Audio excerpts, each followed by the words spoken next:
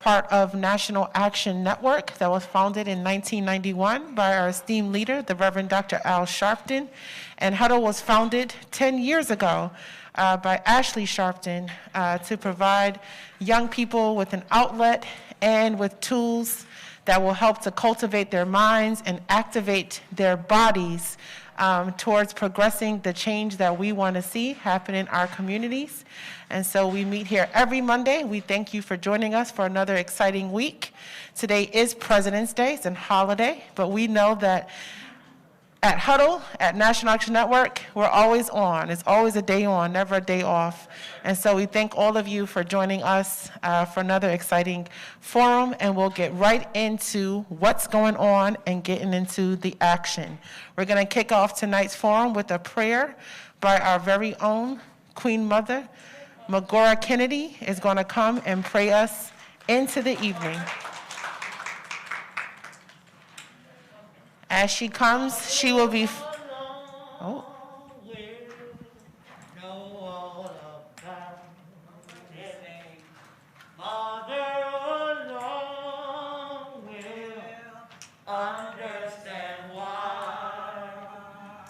Cheer up, my brothers and sisters, and live in the sunshine.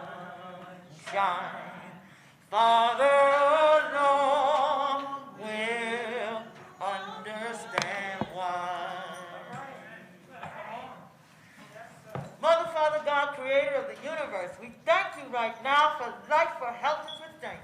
We thank you for our leader, the Reverend Al Sharpton. We thank you for National Action Network. We thank you for our young people who are going to be our leaders in the future. Oh, Lord, we just thank you right now. We give thanks and praise for all things coming and going. We ask you to be with us right now as we go on down this road. Oh, Lord, we ask you to bless this journey and bless us as we go. We ask you to bless each and every one represented here tonight. We ask you to bless everyone and each and every family represented here tonight. We ask you to bless the mothers, the fathers, the grandmothers, the great-grandfathers, our ancestors on whose shoulders that we ride. Oh, Lord, we just thank you tonight. We thank you and we give thanks and praise. And all in agreement say, Ashe, Amen, Amen, and so it shall be. Let's give the Spirit a hand.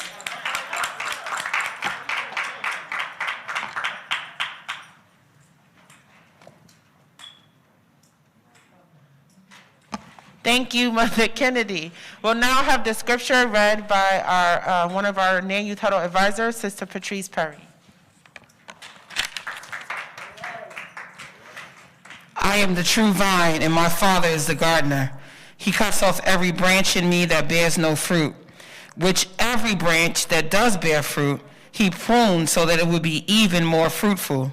You are already clean because of the word I have spoken to you. Remain in me, as I also remain in you. No branch can bear fruit by itself. It must remain in the vine. Neither can you bear fruit unless you remain in me. I am the vine, you are the branches. If you remain in me and I in you, you will bear much fruit. Apart from me, you can do nothing. If you do not remain in me, you are like a branch that is thrown away and withers. Such branches are picked up, thrown into the fire, and burned. If you remain in me, and my words remain in you, ask whatever you wish, and it will be done for you. This is my Father's glory, that you bear much fruit, showing yourselves to be my disciples. As the Father has loved me, so have I loved you. Now remain in my love.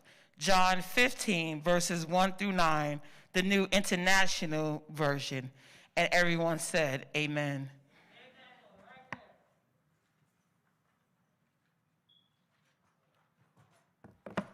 Thank you.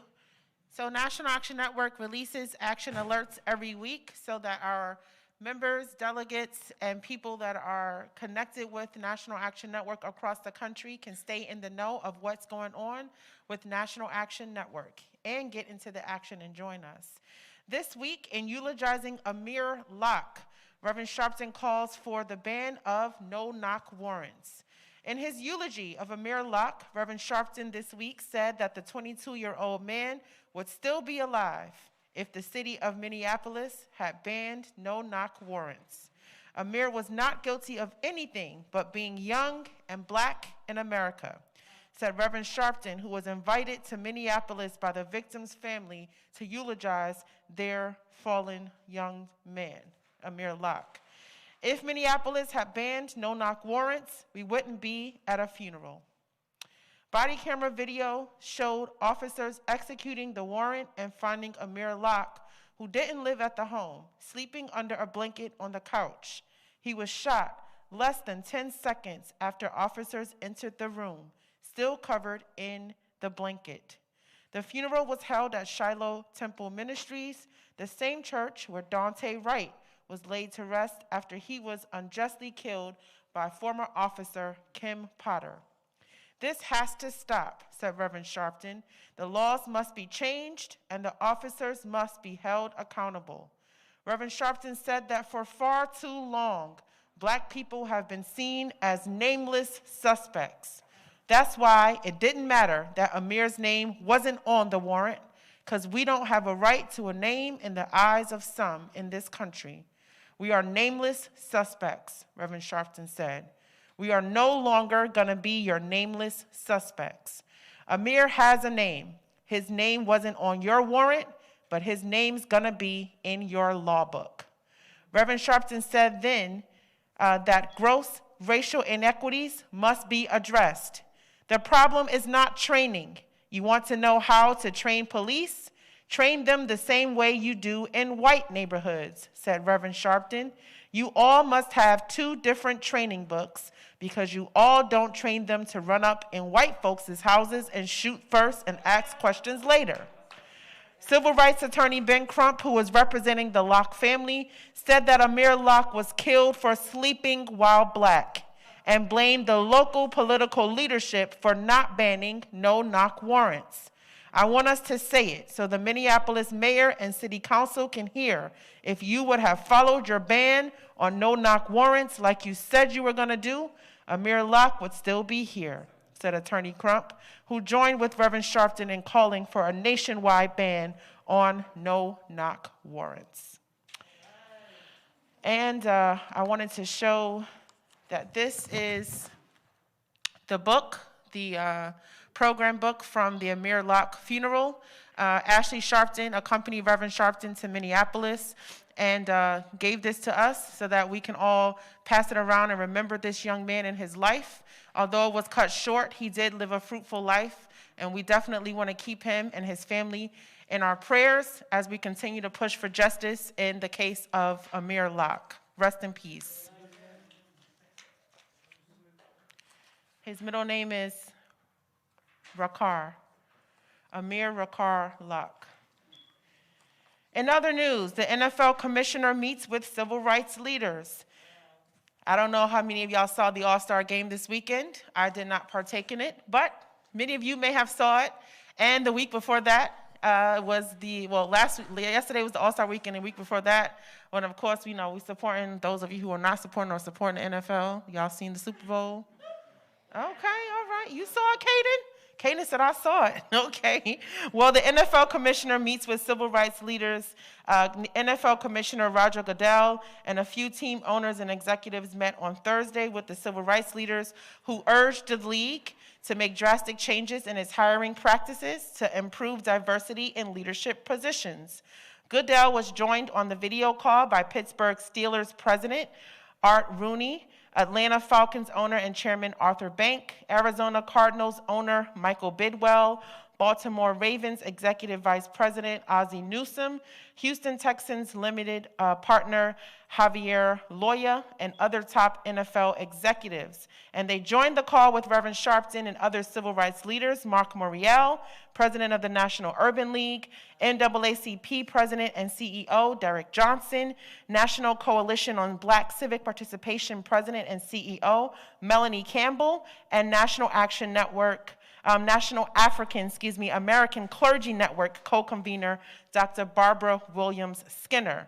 Now, the meeting was the continuation of a discussion that began with Goodale last week, in which the leaders called for a replacement of the Rooney Rule, young people. The Rooney Rule is a policy established in 2003 that requires teams to interview candidates of color for head coaching and senior football operation positions. The meeting was the continuation of a discussion that began with Goodale last week, in which the leaders called for a replacement of that Rooney Rule, okay? The meeting with the NFL Commissioner Goodale and the team owners was a step in the right direction, but we want timetables and goals to crystallize their commitment. We can be as antagonistic or as cooperative as needed, but we will not sit idly until the issue is resolved. We hope that the purpose of bringing on Loretta Lynch is to solve the Brian Flores lawsuit, not to fight it. He also added, of course, although we know that Brian Flores has now been hired by the Steelers, he added that we do want justice for Brian Flores. We enjoyed the Super Bowl halftime show, but we want a full-time commitment from the NFL. And for those of you who don't understand why people are clapping, it was pretty controversial, this halftime show that went down for the Super Bowl. You know, they celebrated hip-hop, and they had a lot of hip-hop pioneers that were involved in the show, Snoop Dogg, Mary J. Blige, and many others, Dr. Dre and others. And just to note, Eminem, who is a white rapper, many of you know, and we all love him, but he was the only one to kneel in protest of standing for Black Lives Matter during the performance. So just to put a note on that. And also in other news, we want you all, if you have not registered for NAN's convention, it's quickly approaching, April 6th through the 9th at the Sheraton Hotel, New York, and Towers in Manhattan in New York, New York. So for those of you who have not registered, the convention is free, and we want you to register. We want people, everyone all across the country. We'll be joined by delegates from across the country, but we want you to join us as we gather with some of the country's most influential figures, from top government officials to faith and civil rights leaders and grassroots organizers. We will celebrate National Action Network's 31st year by addressing our nation's extraordinary crisis in racial justice and connecting the meaningful forms of action. And as always, we will strive to address systemic inequalities and advance political, educational, social, and economic equality for our community. And again, you can register for absolutely free. That's free 99. And you can go to National Action Network's website, www.nationalactionnetwork.net, and register. And we want to shout out JT, as we know, as JT's birthday is tomorrow. So we know he's been working hard on that website. He's been working hard on NAN's imaging and making sure that we look our best. And this is the man behind all that. So we want to shout out Brother JT and his birthday tomorrow. We definitely appreciate JT to the fullest, and I wish him a very happy birthday and much love and success as always. Give it up for JT. All right. We also wanted to send this information out that right now you can apply for the Affordable Connectivity Program. Derek Perkinson, very intricate in that process. But the Affordable Connectivity Program is an FCC benefit program that helps ensure that households can afford the broadband they need for work, school, healthcare, and more. The benefit provides a discount of up to $30 per month toward internet service for eligible households and up to $75 a month for households on qualifying tribal lands. Eligible households can also receive a one-time discount of up to $100 to purchase a laptop, desktop computer, or tablet from participating providers if they contribute more than $10 and less than $50 towards the purchase price. I don't know about y'all, but I need that very much so. The Affordable Connectivity Program is limited to one monthly service discount and one device discount per household. Now, who is eligible for the Affordable Connectivity Program? A household is eligible if a member of the household meets at least one of the following criteria: has an income that is at or below 200% of the federal poverty guidelines, or participates in certain assistance programs such as SNAP, Medicaid, Federal Public Housing Assistance, SSI, WIC, or Lifeline. Participates in tribal specific programs such as Bureau of Indian Affairs General Assistance or food distribution programs on Indian reservations specifically, but also is approved to receive benefits under the free and reduced price school lunch program or the school breakfast program, including through the USDA community eligible provision in the 2019-2020 or 2020-2021 or 2021-2022 school year. Also must meet the eligibility criteria for a participating provider's existing low-income program. And you can go to acpbenefit.org to submit your application or print out and mail in your application. We wanted to make sure we provided that information for all of you. Those of you who want to take advantage, please do so. It is a great program, and take advantage of it while it's hot. All right, we will now, have we been joined by Mr. Arnold Penix? No. Okay, so we're going to kick off our Artivism segment for the evening. Young brother Caden Hearn has written a new poem, and he's in the house, so we want to give the mic to Caden now. Caden, come on up. And he's going to say his new poem to kick off our Artivism segment of the evening. Please give it up for Caden Hearn.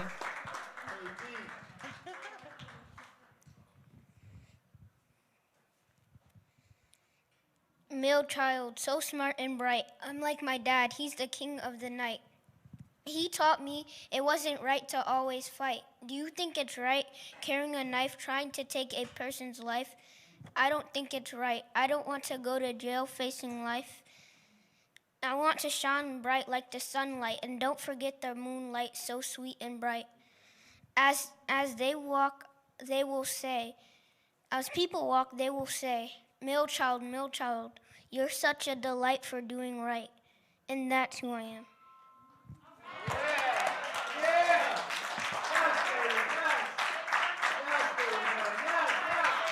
All right, Caden. And Caden, how old are you? Come tell us how old you are. I'm 8 years old. 8 years old. Keep it up. And a little child shall lead them, they say. Well, we'll hear more from our Artivism segment when our Arts and Culture Director joins us, Mr. Arnold Penix. But I do want to iterate that today, in addition to it being President's Day, it is the 57th anniversary of the assassination of Malcolm X. Our freedom fighter, Malcolm X, was killed today, 57 years ago. And we were joined today on Reverend Sharpton's radio show that I hosted by Ilyasa Shabazz, his daughter, who many of you have seen throughout NAN many times. She joined us to talk about the life and legacy of her father and how she has, persevering and moving forward, and how young people, it's important for us to know and understand the history of the contributions and legacy that Malcolm X stood for, the lessons that he taught us, and the things that he said, and how he really pushed for progressive change in this nation.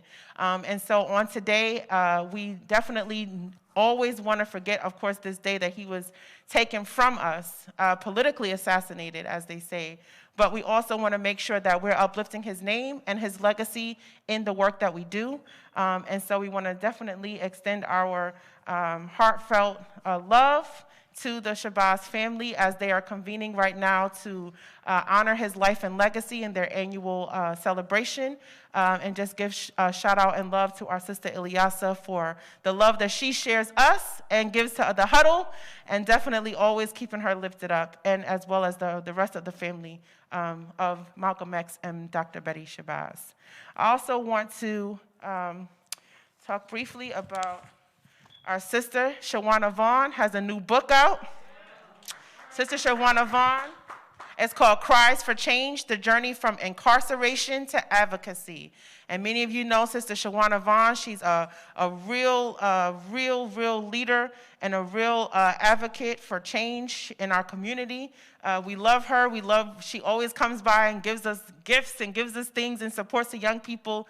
And definitely in her advocacy about the criminal justice system and things that she's fighting on a national front. We want to continue to support her, but we also want to check out her book.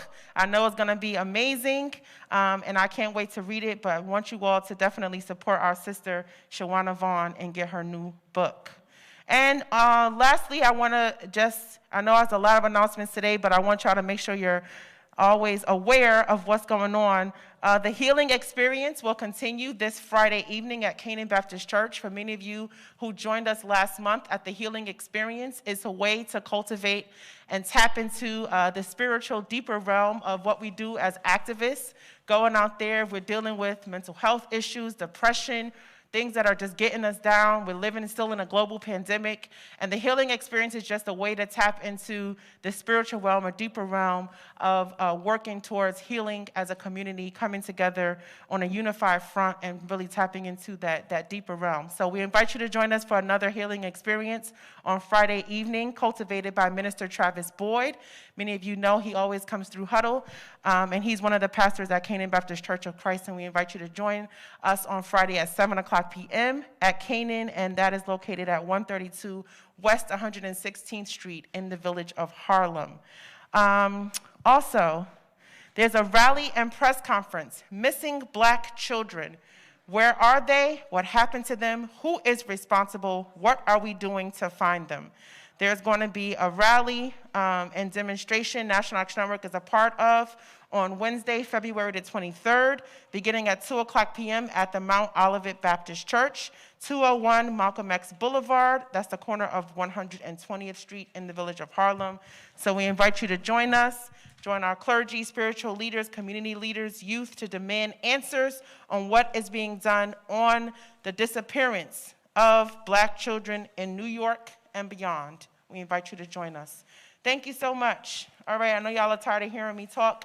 I'm going to bring up Brother Danielle for the Black History Fact of the Day. Thank you, Sister Sharpton. Very well spoken. Sincerest condolences to the Shabazz family. Black History Facts of the Month for today include birthdays, celebrations. We're saying happy birthday to Barbara Jordan. Barbara Jordan became the first African-American woman from the South elected to the U.S. House of Representatives. She was a lawyer and educator and one of the leaders in the civil rights movement. She is known for her opening statements in the House Judiciary Committee hearings during the impeachment process against the then President Richard Nixon.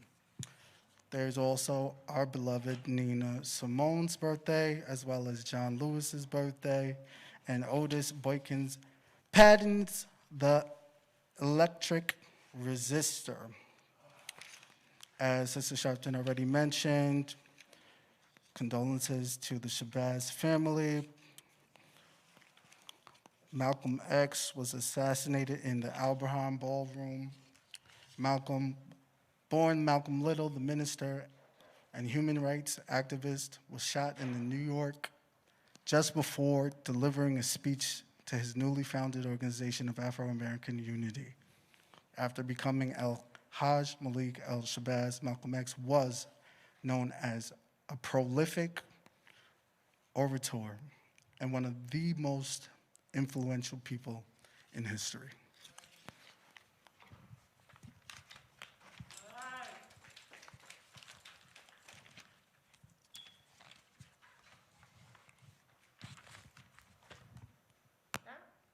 All right, give it up. Thank you, Brother Dan.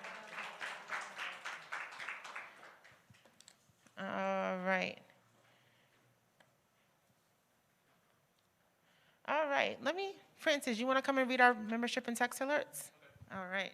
Give it up for Brother Francis. Is everybody an updated member for the year of 2022? Good to hear. Have you renewed your membership? If not, this applies to you, as well as those who are not as well as those who are not members. The best way to stay informed and end the action is to become a member of NAN. To stay informed about NAN events close to where you live, text Justice followed by your state to 59769. I repeat, text Justice followed by your state to 59769.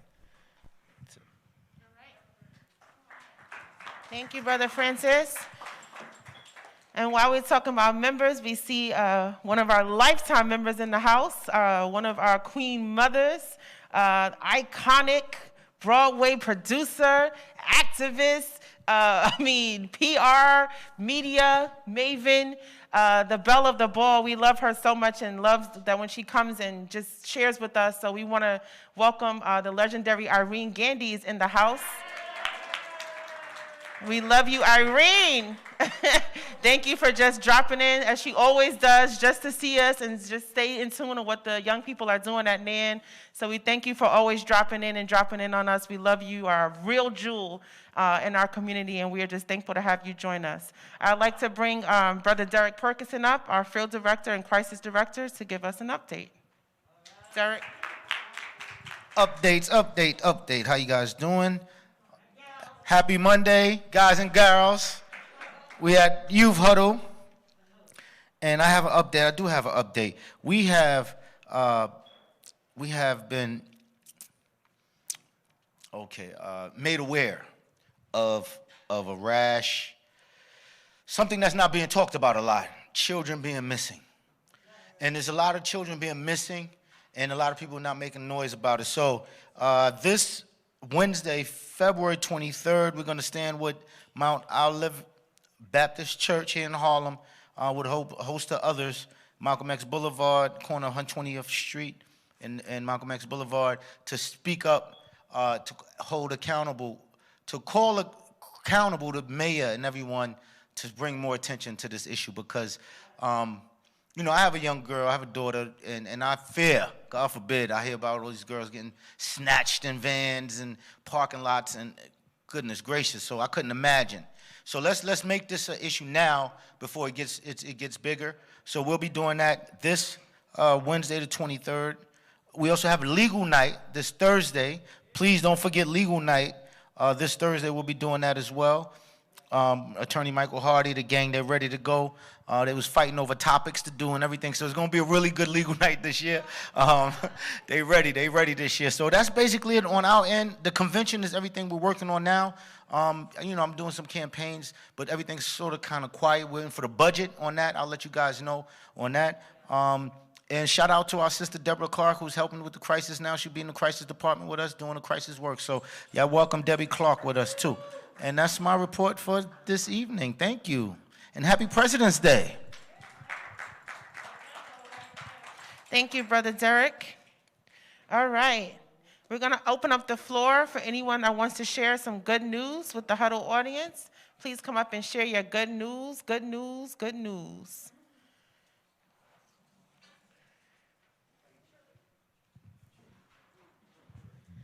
The only good news I have today is that for this entire week, I'm basically not going to have school because of a break.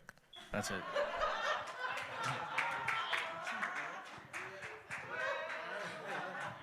I can't top that. All right, well, actually I have two. One, my niece actually just turned 1, so time flies. The second, I actually want to thank the NBA for this. During the All-Star game, I'm a graduate of Morgan State University, so HBCU shout-outs out there. They did something really cool. They had 2 HBCUs, mine, Morgan State University, and Howard University, do a classic basketball game. In that game, it wasn't just the game. The amount of HBCU graduates, not just from both of those schools there in attendance, I regret not going. Also with that, the good news part is, what the league ended up doing was giving both schools over $100,000 each. They also gave out $50,000 scholarships to a few of the current students, and they also set up an initiative for current students like a pipeline for those individuals at HBCUs who want to go work in sports and work in the league offices. So really big shout out for them. I think that's really dope. There's a lot of people in our community that play sports, but they don't know the business side, and I think that's a really great opportunity. So that's my good news.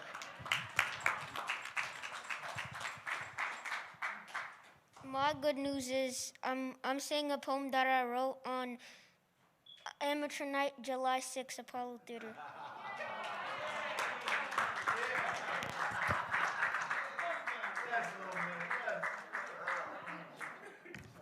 Okay, I have like three. So the first one is, I don't know if everyone saw it, but George Zimmerman. Everybody knows who George Zimmerman is? Responsible? Right.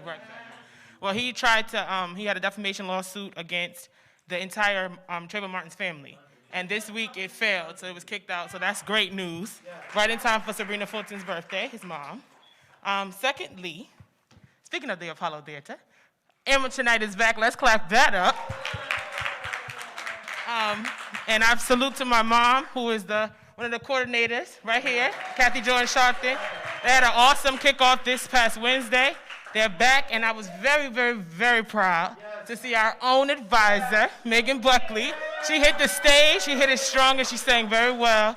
And I was just happy to see Nam was in the building. We all were in the building, but I was very proud of you, Megan. It was an iconic night. Nick Cannon and Capone were the host, but it was great, great, great, great night history. That's artivism, that's arts and culture. That's one of our landmarks of Harlem. So I was proud to see that back open. I was proud of the whole team. So salute to you all about that. And the last thing is Atlanta. I know we have people watching all over the country. I just want to salute Felipe Dosa and Malaysia Freeman. They're holding it down in Atlanta. Tomorrow, Life Camp, we all know Life Camp Erica Ford.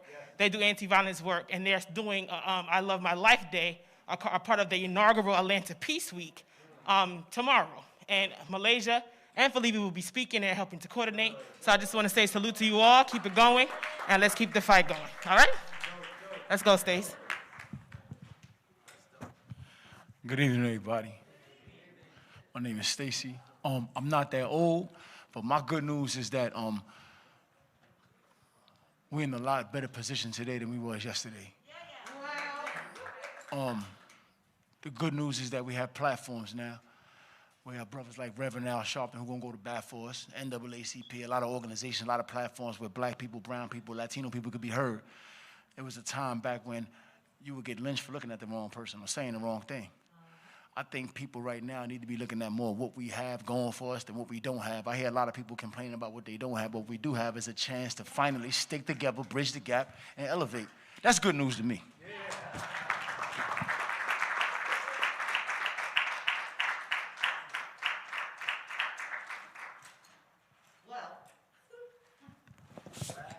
Well, my good news is kind of personal, but I wanted to share it with y'all because we just got through doing a family count, and my 23rd great-grandchild arrived here on December 20th. 23 great-grandchild. Her name is Kalia, and they're out in Kenosha, Wisconsin, where my son is the alderman, Anthony Kennedy. And good news from Kenosha is things are calming down out there. People are like slowly but truly coming together. He's up for re-election to alderman, so y'all please pray for my son, Anthony Kennedy, alderman of the 10th District in Kenosha, Wisconsin. Also with that, hopefully I'm looking forward to my 84th birthday in September. And so that, along with that, also with the convention, I'm talking to people to come to the convention, register, become members. So I'm on my own personal membership drive, and want you all to do the same thing. Another good news is that the documentary that is on PBS, Cured, the Cured documentary that I was in, it is now gone nationwide. It's being shown in England. It's being shown in, what did they told me? It's been shown in England, in France, in Denmark, and in Switzerland. And also to our credit from the Cured documentary, they have outlawed the Cured, the what? Yeah, they have outlawed conversion therapy in Michigan. And that was because our Cured documentary was shown in Michigan, and it was shown in Georgia, and they're working on it in Florida. So that's my good news, everybody.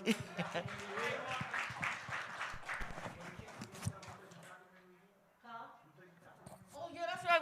We sure did. We played the documentary here. Derek was the host, and it went over very, very well.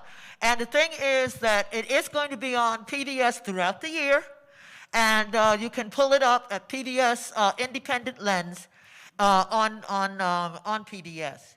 Derek was the host. He was absolutely fantastic. And possibly, again, we might have it again. And then also, I am out for donations to the convention, working on that.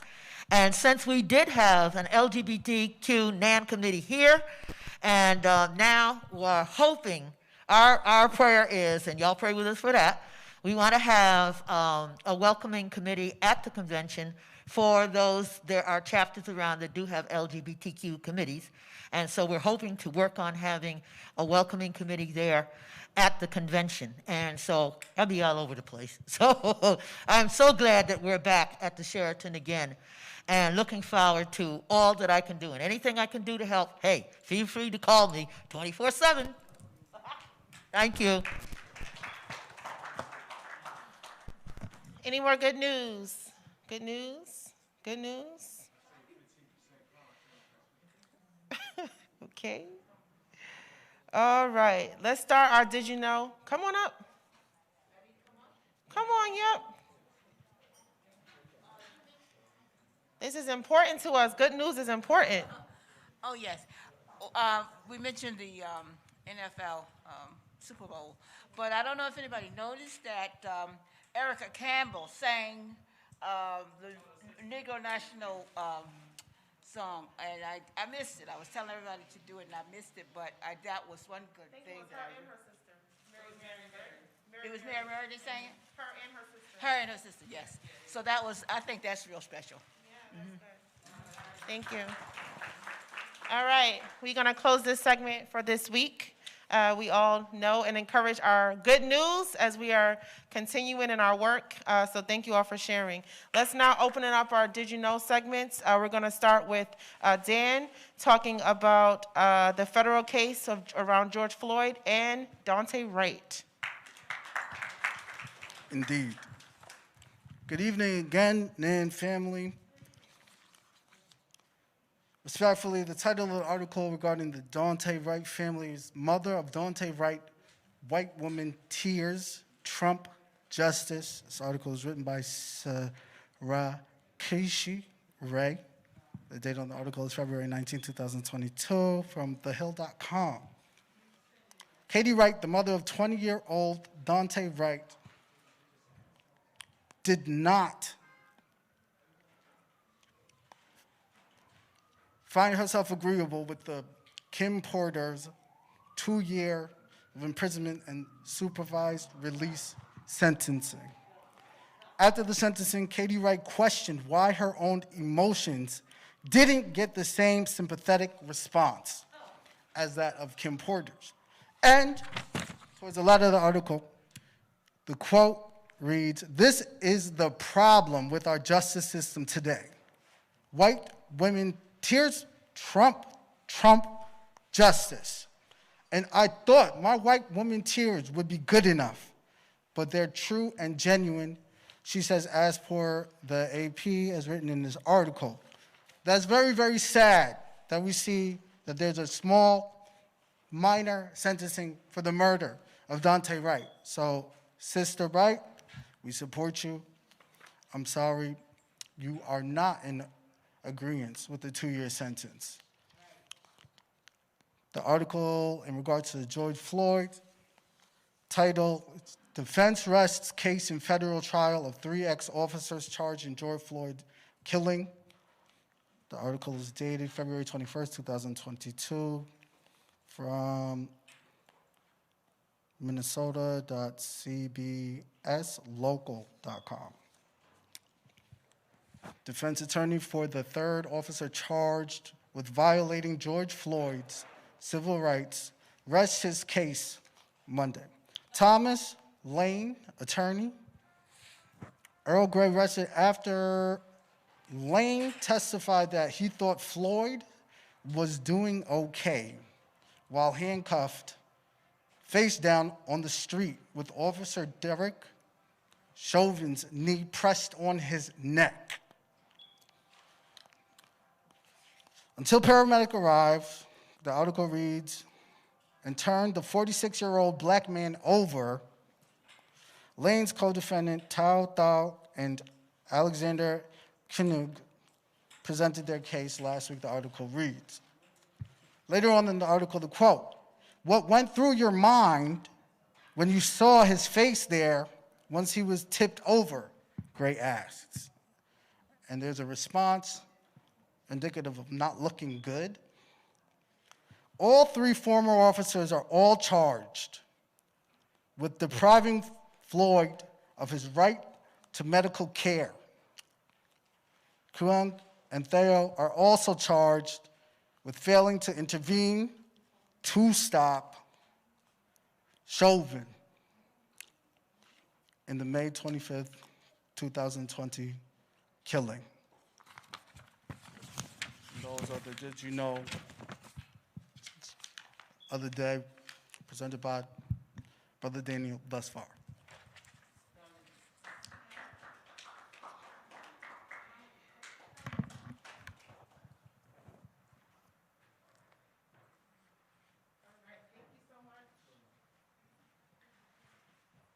All right, let's hear now from Sister Megan with the Alvin Bragg update. Story on Alvin Bragg, Manhattan District Attorney. Thank you, Dominique, and thank you for those nice words, Ashley. Okay, so Rikers lockup stays steady under Manhattan DA Alvin Bragg. Jail admissions keep pace with predecessor Cy Vance, while bail amounts go up, promptly demanding for the new district attorney to shake up the office. So Manhattan District Attorney Alvin Bragg won election pledging to shrink the population of people held pre-trial on Rikers Island. But so far in Bragg's first weeks in office, the number of new jail admissions has remained more or less the same as under his predecessor, Cyrus Vance.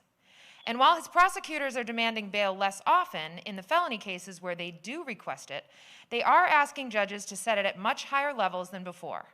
From the time Bragg took office January 1st through the first week of February, on average, each week, about 73 defendants from Manhattan cases have been sent to jail, which is a slight increase from the roughly 66 defendants sent weekly over the 3 months before, according to data compiled by the Vera Institute, which is a criminal justice research organization. The DA is requesting bail in 40% of felony cases for a median $47,500, nearly twice as much as the $25,000 during Vance's last 2 years, when the DA asked for bail in as many as 56% of cases. The entries to jail from Manhattan have stayed steady, even as a crisis of violence and chaos persists on Rikers. With arraignments coming in at a faster pace this January than they did a year ago, the numbers suggest Bragg has been hard-pressed to deliver quickly on pledges to decarcerate. Tougher bail demands also challenge the picture painted in a tabloid campaign stoking fears about Bragg's supposedly, quote, soft-on-crime approach. Meanwhile, some reformers who supported his campaign worry that the steady stream of defendants into Rikers could be a sign of the new prosecutor walking back his campaign promises to decarcerate. Eileen Mayer, who has been incarcerated at Rikers and is a leader with the vocal New York Civil Rights Union, says, I'm upset. I watched the town halls and read what he had spoken about at his political rallies, and he seemed genuine. Everybody knows Manhattan is the worst. They just want to send people to prison. They don't believe in any kinds of alternatives to incarceration. So as the DA, he needs to step in. He's the big boss, and if you don't like it, goodbye, said Mayer. She urged Bragg to fire prosecutors who are not on board with his promises to reduce pretrial incarceration. Bragg's office has seen relatively small turnover, in contrast to the mass firing of staff when another high-profile reformer, Larry Krasner, took over as district attorney in Philadelphia. Defense attorneys say that they have yet to see much of a difference in the courtroom. When District Attorney Bragg was coming into office, we were feeling extremely optimistic based on the policies he had said he was going to implement, said Libby Fisher, who is a managing attorney for the Neighborhood Defender Services Criminal Defense Practice. She goes on to say, but so far in practice, his prosecutors are continuing to push to send our clients to jail just as much as the previous administration. In an email, a spokesperson for the Manhattan District Attorney's Office pointed out that judges ultimately decide on bail and noted that January of 2022 saw almost 300 more total arraignments than in January of 2021. The district attorney's office also argued that its typically higher bail requests made sense since the office now only asks for bail in its most serious cases. Danielle Filson, who's a spokesperson for the district attorney's office, says, impactful, thoughtful reform takes more than 6 weeks, and we look forward to sharing statistically significant data that accurately reflects the office's record.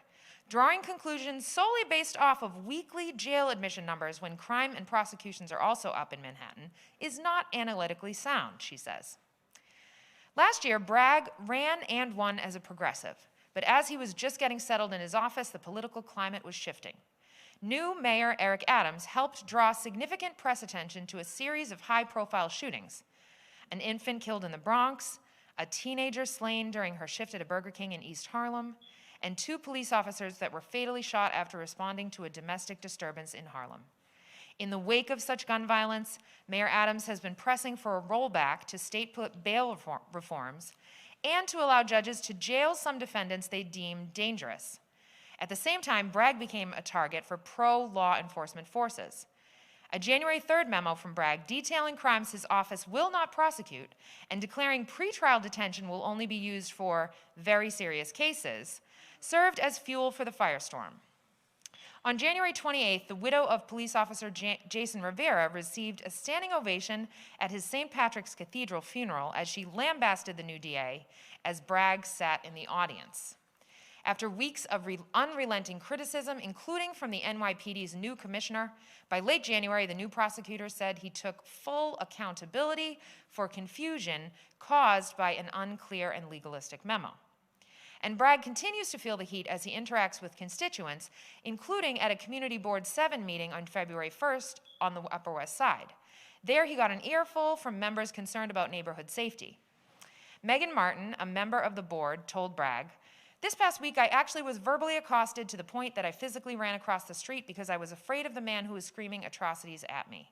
It's what you would call, I guess, low-level offenses, but we don't consider them low-level. The DA got a warmer reception at Community Board 9 in Harlem, Bragg's own neighborhood. Attendees asked Bragg to expand on how he'd tackle violence in the community and to detail on his strategic vision. He also has support from Democratic Party leaders who helped secure his election in a hotly contested race. Barry Weinberg, a board member of the West Harlem Progressive Democratic Club, says, the guy's been in office less than 2 months, of the opposition campaign to tie the new DA to fears of crime. Weinberg added, Alvin Bragg is a black guy that they can use to scare their voters into thinking that we're going back to the worst days of the 80s and 90s, and that's very racially coded. But there are also signs of support beginning to divide among progressives. The People's Coalition for Manhattan's DA Accountability, a group affiliated with Vocal New York, is planning a town hall in March to address Bragg's perceived step back from the original memo and released a searing statement last week. The group wrote, bowing to pressure from law enforcement after only 33 days in office does not bode well for the rest of his tenure. It signals that the commitments to the communities who elected DA Bragg take a backseat to his relationship with the police. Okay, so saying all of that, I'm sure all of you have a lot of opinions and thoughts about not only what's been happening with DA Bragg, but also within the city. So my question is, if you were to speak to DA Bragg and get him on a one-on-one conversation, what would you want him to do or not do moving forward? What kinds of suggestions would you have for DA Bragg if you got a chance to speak with him? So, who would like to come up and tell us your thoughts? Who would like to be first? Anyone? And Aaliyah, there you go. Okay. Sister Aaliyah. The only thing that I would say to him is to stand firm on what he believes in and the memo that he has. I feel like the memo can be very efficient and it can lower, I guess, the statistics of people being incarcerated. So I feel like he should stand firmly on that. He shouldn't let anybody nudge him off what he believes in because I feel like it's right and it's actually going to make change. All right. Thank you for your thoughts, Aaliyah. Sister Word. Yes. Hi, everybody, and God bless everybody. And I'm glad we're here together. I would clearly say to Alvin Bragg, Manhattan District Attorney Alvin Bragg, that I will continue to support him. I know it's a very difficult job. I know a lot of public officials and other community activists just want to have something to say, even though it's not valid at this point. I would also ask DA Bragg to make an effort to emphasize his post-conviction justice unit, what he really intends to do with people who have been wrongfully convicted and incarcerated. There are many people who are wrongfully in prison at this point, and I know they made every effort to get some attention to their claims of actual innocence, and he should also focus on that. Thank you. Okay. Thank you, Sister Word. Anybody else like to say their thoughts on what they would like to say to DA Bragg if they got a chance? Thomas, do you have any thoughts? No? Pinnacle? No? Anyone else? Okay. All right, that was my Did You Know? I'll hand it back to Dominique for the next Did You Know? Thank you, Megan. All right, our next Did You Know will be given by NAN Youth Huddle Advisor Patrice Perry, talking about an incident where police response to the New Jersey mall fight. Police response to New Jersey mall fight sparks outrage after black teen cuffed as white teen watches. New Jersey police are under fire for their response to a fist fight after a black 8th grader was pinned to the ground and handcuffed, while a white teen involved in the weekend mall scuffle was left seated on a couch. The fight, which took place Saturday at Bridgewater Commons in Bridgewater Township, New Jersey, was captured on video and prompted a review of the officer's conduct, as well as strong words from the governor. Video of the incident shows a group of young people gathered in the seating area at the mall, and 2 boys, 1 white and 1 black, standing up in a verbal altercation. The black teen, Zakai Hussein, 14, said the disrupt started when he stood up to the other boy, who was older, for picking on his friend. He was kind of saying, like, you're a little kid, you're my little pet, and stuff like that, he told NBC.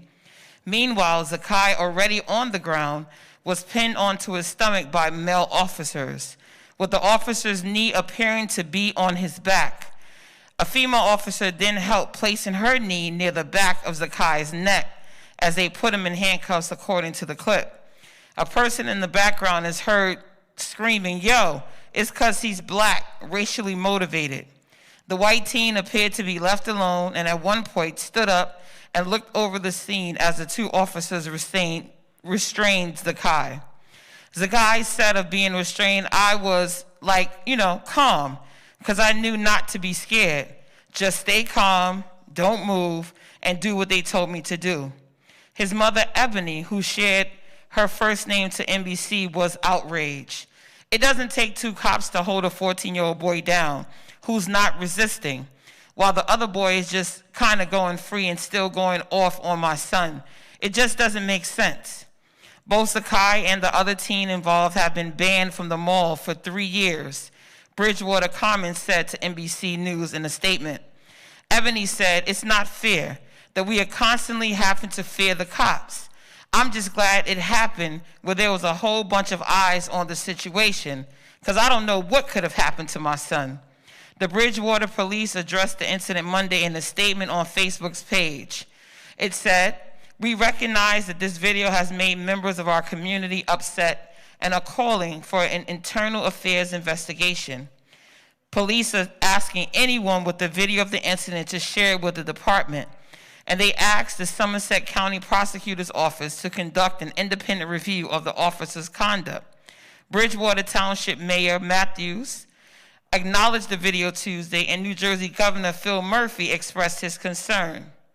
Matthews noted in a statement that the rules governing use of force by police officers in New Jersey are condoned by the state attorney general's office. I'm completely confident that the prosecutor's review will be impartial, objective, and thorough. I want to thank the public for its patience in refraining from jumping to conclusions while an investigation is pending. In his statement, Murphy said, although an investigation is still gathering the facts about this incident, I'm deeply disturbed by what appears to be racially disparate treatment in this video. We're committed to increasing trust between law enforcement and the people that they serve. So, did anyone hear about this incident in Jersey? Oh, good. All right, I love it. Did you know? Wonderful. So I'm going to get a couple of young people, and then some of our seasoned folks can come up. I have a question for you young people. Would you have stepped in for your friend if you were presented with the same situation as this young man did? He was just helping out his friend, and then now there's a whole big issue going on. And just to let you guys know, our regional director out in Jersey, Pastor Steffi Bartley, and Attorney Benjamin Krupp have been brought in on this case to help with it. But I just want to get some of you guys' ideas. Would you step up for your friends like that? Would one of you go up and, you know, do what he did for his friend? Come and tell me your honest thoughts. Me personally, I would step in, but I wouldn't try to escalate the situation. I'll try to de-escalate it if I could. That's all I have to really say. Thank you. Any more of our young people want to tell us what you would do? Would you step in for your friend? You got to come up and let me know. I would step up for my friend, physically, verbally, hoping that nothing bad would happen, but I would in the moment. I would think fast, and that would be my first instinct to help. Thank you. Thank you. Honest answers. I love it. There's been 2 occasions where I've stepped in for my friend with an adult, with adults both times. Me being hot-headed sometimes, I have escalated the situations, but they have de-escalated by themselves. So I would step in for my friend. So yeah. I love the honest answers. And some of you adults, you can come up and tell me, would you step in for someone? If you saw a friend in the same situation, what would you do? Tell us your thoughts.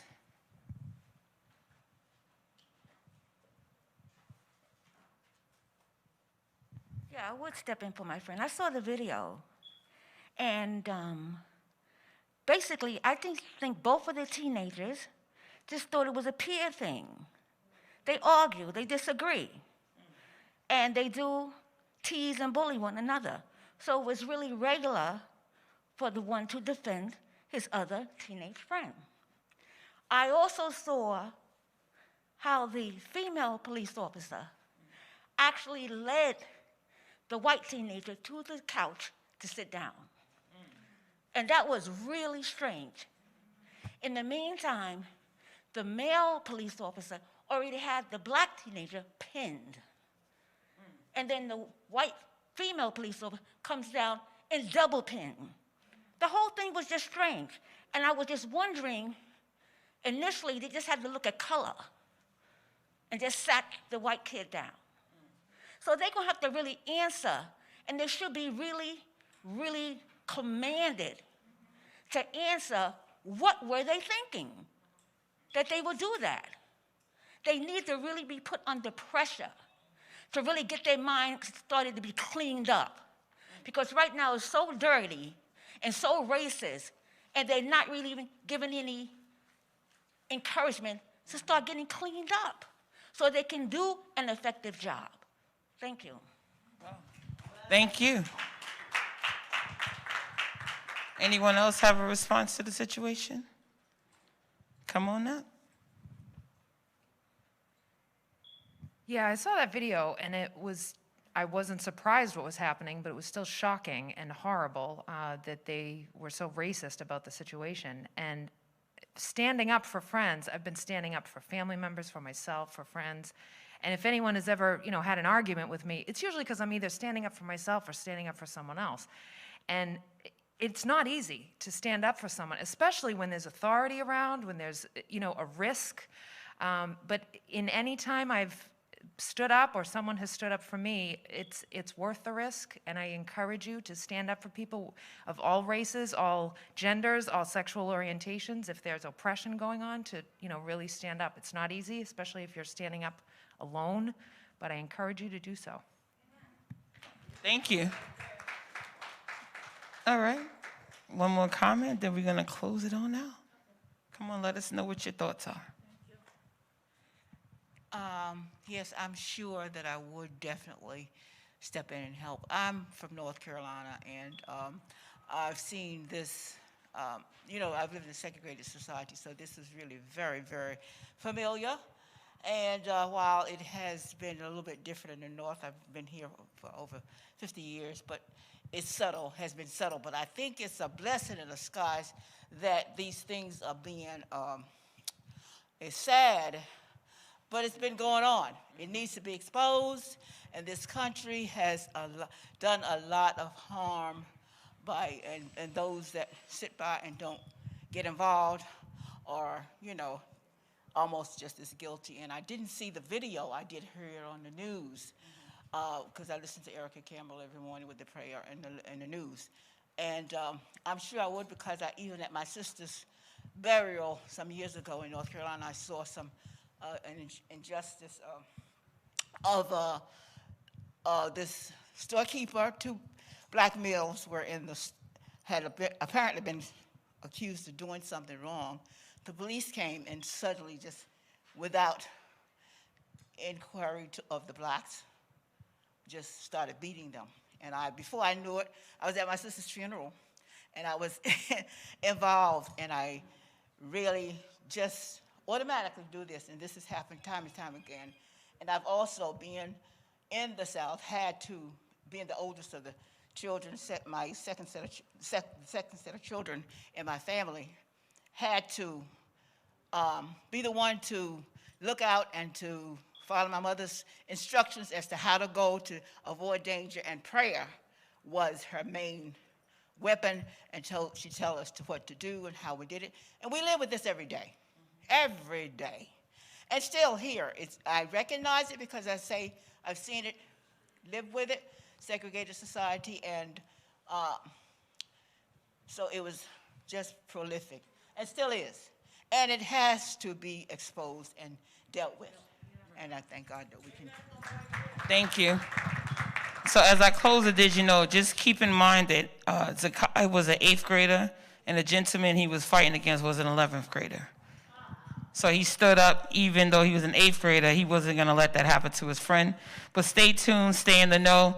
Again, Reverend Stephanie Bartley, our regional director in New Jersey, along with Attorney Benjamin Crump, are on the case, and they're making it happen, and they will not stop until justice has been served from both sides. So stay tuned, stay in the know, and that is our Did You Know for today. Thank you. And I turn it back over to our lovely host, Ms. Dominique.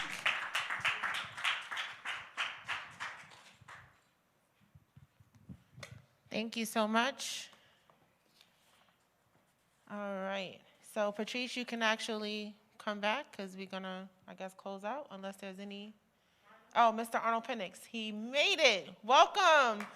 We're going to end on a happy note, a very energetic and lively note. With that said, let's welcome our Arts and Culture Director of National Action Network, Brother Arnold Penix.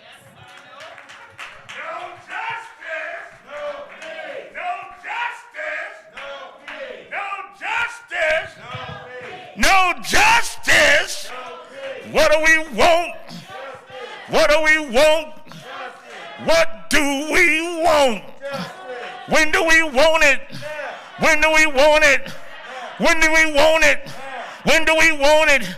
Fist bump the person next to you and tell them you love them.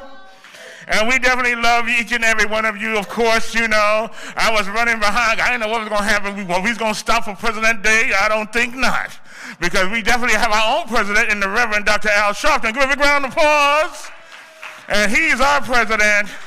And we're definitely excited about the convention. We're excited about everything that's happening. Now, Jesse went to get the book. But while he went to get the book for the righteous troublemakers, I want to hear from our huddlers, some righteous troublemakers in your life.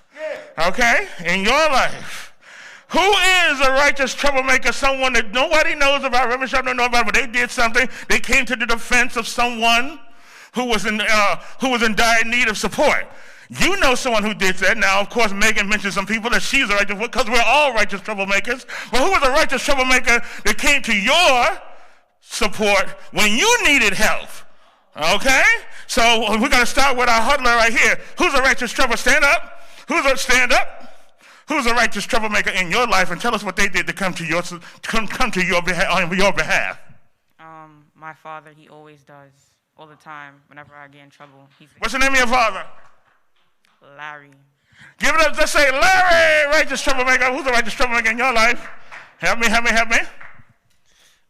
A righteous troublemaker in my life is my friend Rags, who is in the back whenever I get in some trouble in terms of business and whatnot. She's always there. Stand up, Rags. Stand up.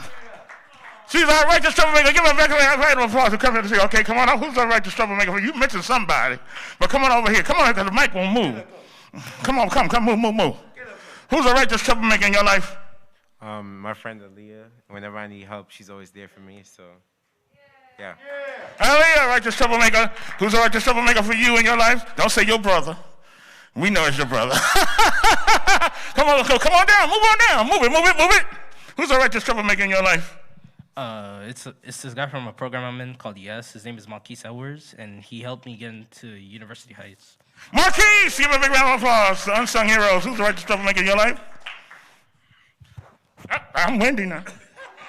Kate Lepre. Shout out to Kate Lepre. What does Kate do for you? A righteous troublemaker. She at one point was explaining to me that I should remain on campus and focus on academia when I wanted to go off campus during my off time to do things that were not academically inclined. All right, Kate. Thank you, Kate. Hello, righteous troublemaker yourself. Come on up. I know who you are. Incognito. Who's a righteous troublemaker in your life? I think I have to say the Kathy Sharptons and the Al Sharpton. Kathy Sharpton is a righteous troublemaker for all of us. I say that because, as everybody knows, I'm a Tony Award-winning Broadway producer, yeah. But I couldn't get that. I always call on Kathy from help from everything. I mean, and everything, from the whiz, from everything. Like, I'm going to get emotional in her and Reverend Sharp, because if it wasn't for those audiences that Kathy brings, which is not only the audiences, but they come with prayer. These are God-loving prayer, and they pray my shows into hits. Well, Irene Gandy, you are a righteous troublemaker for me too. Irene hired me as one of her runners at the Apollo Theater years ago, and I got Wesley Snipes a drink. She sent me to get a drink for Wesley Snipes, and I'm not getting. so she's my righteous troublemaker, because now I'm on Broadway, underground Broadway, right across the street from Hamilton, at the Scientology Celebrity Center with the show Say It Loud, the James Brown Review, and the James Brown is right here, so we're excited. So I thank you all very much. And one more. Thomas, who's your righteous troublemaker? Okay. He don't want a mask up for nothing, don't he? Everyone at NAN. Yes. Everyone at NAN. Thank you, and so everyone in that includes all of you, everybody. You're all righteous troublemakers. Give a big round of applause. Thank you, Thomas. Thank you. Okay, just hold the book up, Jesse, because we all I'm the pitchman for the book. Get Righteous Troublemakers by the Reverend Dr. Al Sharpton, so you can be and carry on the legacy of the righteous and the troublemakers. And we all, we miss somebody? Oh, no, come on now. Oh, he slipped past my radar. Who's your righteous troublemaker? A righteous troublemaker is my grandmother because she raised me since I was 3 years old. Since she was 3 years old, Grandma did it. Grandma, you have put him out there, baby. You have put him out, Grandma. You are a righteous troublemaker. Stand up, Grandma. We all love our grandmas. Grandma's hand. That's right. Okay, so Get Righteous Troublemakers by the Reverend Dr. Al Sharpton. I'm Arnold Penix of the Arts and Culture Committee. Thank you so very much. So enjoy yourself. So please pray us out of here, baby. Pray us for that food.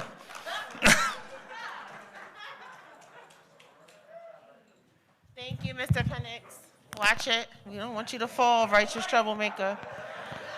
Before we close, and I'm actually going to have Sister Word come and pray us out, but before we close, I do want to just invite, we do have Black History in the house, as this is History Month, Black History Month, young people, and we do have in the house the longest running, the longest and most esteemed African-American PR person, media maven, theater, Broadway producer, but she's in the house with us, and it will behoove us to not hear some words from her. The legendary Irene Gandy is here, so we definitely want to, as we have living Black history amongst us, have her come and grace the mic and just say a few words before we close out.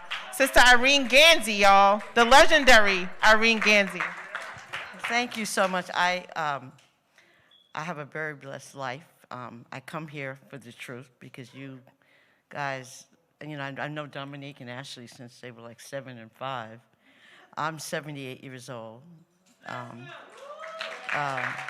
a mother, but I have mentors from this young man right here to 80 years old. And when God wakes you up in the morning, you have a lot more to do.